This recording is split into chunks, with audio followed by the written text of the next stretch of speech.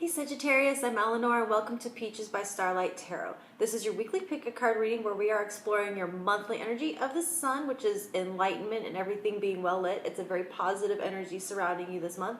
And this week is Thorn, which is going to be talking about delicacy, breakthroughs. It's kind of like a flashlight that is going to help you see the details and also handle things with grace.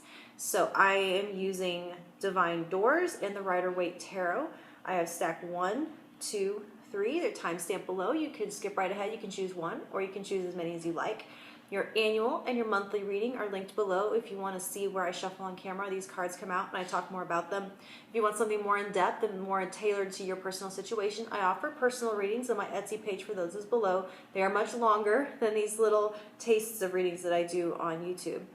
And if you hear anything that you feel like is going to help someone out, someone that you know, please share. And let's get started. Stack 1. You have the 8 of Swords, the Emperor in reverse, and this is your door. And it says Nomad. The nomadic wanderer lies deep inside, so take the leap now, don't crawl back and hide.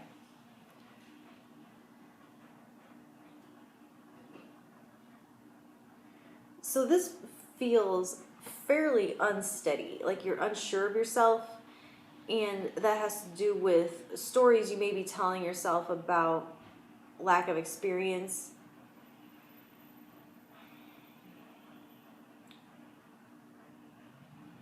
It's keeping you from knowing which direction to move in. Yeah, there's a lot of conflicting self-talk, and a lot of that has to do with being too focused on the bigger picture and not being able to see the details. And so they're wanting you to zoom in on the details and not try, like, I think trying to bite off more than you can chew is what's making you feel out of your element and out of your league, and like you're too small and not experienced enough and not strong enough to deal with such a big undertaking. And so they're letting you know that you don't have to come at it that way, that you get to zoom in up close and come at it from taking it one baby step at a time and bite off just what you can chew today and figure out what, don't try to make choices CDE. What choice is right in front of you right now? What is at your disposal right now? Who can you call on to help you right now? What one person? What access, what resource to help you right now today? And so to zoom, like, okay, like the Dr. Leo Marvin on What About Bob? Don't think about what you have to do to get out of the building. Just think about what you have to do to get out of the room.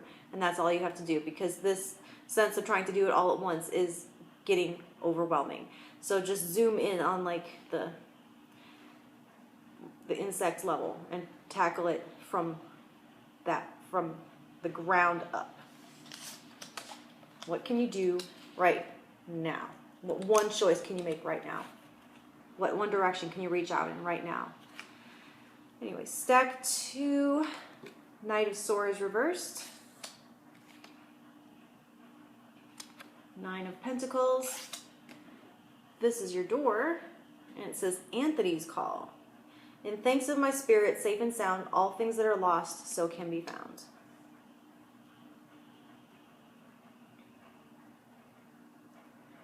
So with Knight of Swords in reverse and Thorn, they're wanting you to monitor and choose your words carefully and be mindful of your communication. And then it may not be the best time to charge forward making declarations and making statements and making claims, but more of a state of questions, and not just curiosity, but asking the right questions, the way, like Hoggle and Labyrinth said, Sarah's like, where's the door? What door? You know, she's just asking questions and he's answering them accurately and matter-of-factly, and she just has to say, how do I get into Labyrinth? And he goes, now that's more like it. What she say? It's hopeless asking you anything. And he goes, not if you ask the right questions. And so it's trying to figure out how to word the questions so that you get the answer, the information that you want, and that coming at it from other angles is not going to get you the answers that will be helpful. And with the Nine of Pentacles, you are standing on your own 2 feet. You are in a stable position of self-sufficiency. And so there's a sense of here of, also with the Knight of Swords in reverse, not being a time to charge forward, of staying put, of staying grounded and staying safe. Like they tell you, like when you were a kid and you got lost in the mall, not to go wandering around looking for your parents, not to go try to find something, not go asking, you know. I'm feeling like the quest for your parents in the mall would be like this Knight of Swords, like going around aimlessly trying to find something. But they tell you to plant yourself in one place and let them find you. So there's a sense here of letting what it is that you're looking for find you. Okay? So stack 3. 9 of Cups in reverse. 2 of Pentacles in reverse. This is your door. And it says patience. Everything soon will come to light, and then you will see things will be all right. All right. Okay, so I like everything soon will come to light, and then you'll see things will be all right, because that's what this sun is doing right now. It feels as though with these 2 reversed cards that everything is dissolving and falling apart right now. That things are dropping things, feeling out of control, feeling like things are being taken and fallen, like a bad dream where your teeth are falling out. You know, that kind of loss of control feeling where things are just falling out of your hands, or like trying to keep water in your hands. You just can't. And so there is a loss of hope and a balance. So what the reminder here is that the sun is shining. This is a positive month and a positive enlightenment energy this month. And what the sun is doing in your life, while it might be baking certain parts, you may have, it may be, the sun is a very positive thing, but if you sit out on it too long, you will burn. But, so that is the painful aspect of it.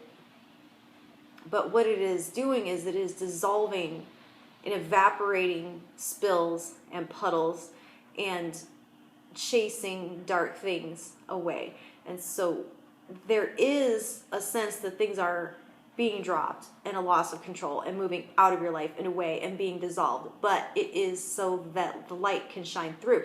There's things that were there that are in the way as blockages.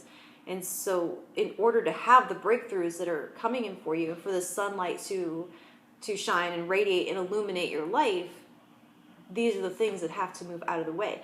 And it may feel very scary because there may have been a certain amount of safety attached to them. And let me clarify by saying that nothing that is yours can be taken. And so that you have to be willing to let go of the things that aren't serving you anymore. The things that are moving out weren't doing you any good. And on the flip side of that, because I feel like I'm feeling guided to say that can sound insensitive if what's moving out of your life are loved ones.